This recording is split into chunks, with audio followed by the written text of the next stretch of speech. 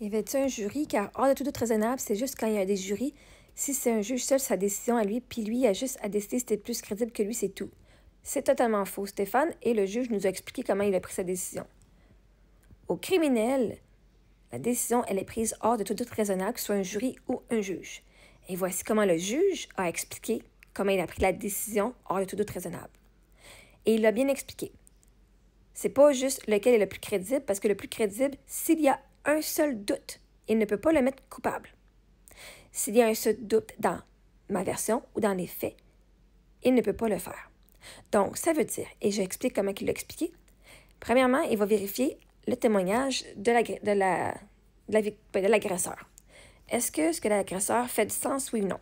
Et il dit, il est possible qu'il prenne, que certains aspects de son histoire fassent du sens et qui semblent plausibles, et il y a des aspects que ça fasse absolument pas de sens. Mais vois-tu, même s'il sait que ça fait pas de sens et que c'est faux et que la personne ment, il ne peut pas juger la personne coupable parce que ce n'est pas assez. Maintenant, il va aller voir la victime. La victime. Est-ce que son témoignage à elle fait du sens, oui ou non? Quelle partie est-ce qu'il croit de sa version?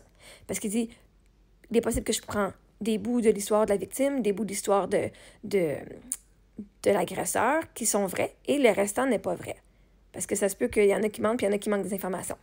À partir de là, même si l'agresseur ment et ça ne fait pas de sens, puis que la victime, elle, ça fait tout du sens, ce n'est pas encore assez pour prendre une décision.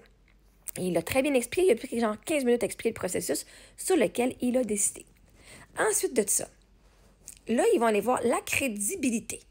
Parce que c'est pas la prépondérance de preuves, donc c'est pas plus de 50%, c'est pas laquelle des versions est plus crédible. Ça, c'est au civil.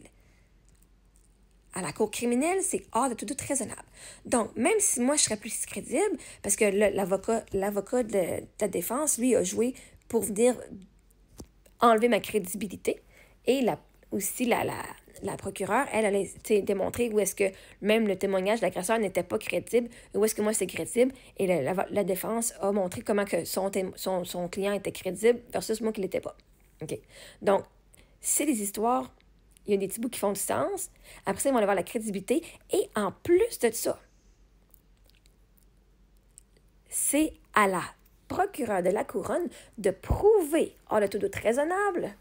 Donc, toutes les fois que l'avocat de la victime, l'avocat de la défense, est venu essayer de jouer sur un fait qui n'était pas crédible de moi, elle prenait son fait et elle réfutait en quoi est-ce qu'on va enlever. Tu sais, le but du criminel, de l'avocat criminel, c'est de semer un doute au juge. Et là, elle, c'est d'enlever le doute, justement. Ben, si lui, il accuse la victime de ça, ben, on va aller déprouver ce point-là. Donc, la procureure, elle doit prouver, hors de tout doute raisonnable, tout ce qui pourrait causer un doute dans l'histoire, et il doit aussi, s'il y a des preuves autres, comme des enregistrements, ou des textos, ou des reçus, comme moi, j'avais des reçus du SkySpa, des reçus du massothérapeute, j'avais les textos, j'avais des courriels, j'avais mes Facebook, mes affaires sur Facebook et Instagram, tout comme preuve écrite, qui démontrait, justement, j'avais aussi partagé mes screenshots de conversations que j'ai eues avec des massothérapeutes avant de contacter la police. Right? Fait que moi, quand je racontais mon histoire, je disais, voici, j'ai contacté telle personne après tel événement, puis voici que... Fait qu'elle, elle devait prouver, avec les preuves que nous avions, que mon histoire fitait. Right? Fait, voici, quand que tu dis ça, ça fit les textos. Parce que moi, il faut venir expliquer les textos qui étaient là. Et l'agresseur, son histoire, est-ce qu'elle fit les textos? Parce que là, on posait des questions sur, mais tel texto, t'as écrit telle affaire, qu'est-ce que ça voulait dire? Fait que même si lui mentait, puis j'aurais tout eu bien, si il y aurait eu un doute sur le texto, soit dans ma version à moi ou à lui, il n'aurait pas été reconnu coupable.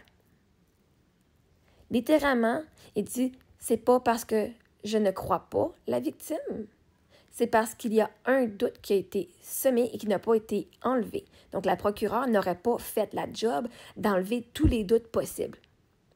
Fait que quand les femmes ou les hommes qui sont criminels, la personne elle est reconnue non coupable, c'est pas parce que vous n'êtes pas cru.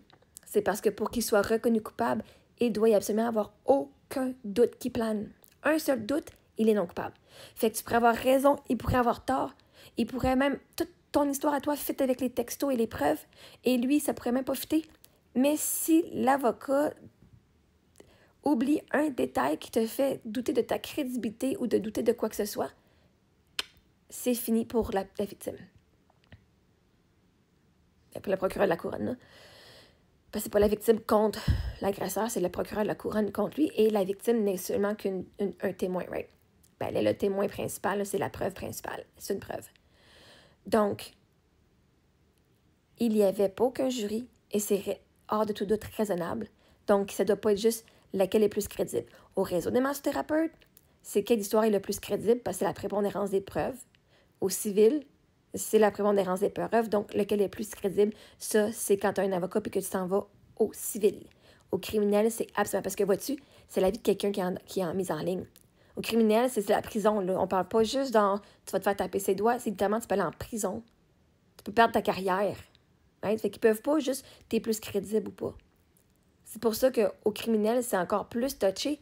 Fait qu'une fois que quelqu'un a été reconnu coupable au criminel, ben quand tu t'en vas au civil pour avoir ton argent, genre pour avoir récompense, ben pas récompense, mais compensation des pertes financières, ben c'est plus facile parce que ben là, tu dis, ben voici, il a été reconnu coupable au criminel. Donc, ils savent. Fait qu'il va quand même avoir une coupe d'affaires, mais comme il a été reconnu en tout doute, c'est 99,9%, là. OK? C'est pas 100%.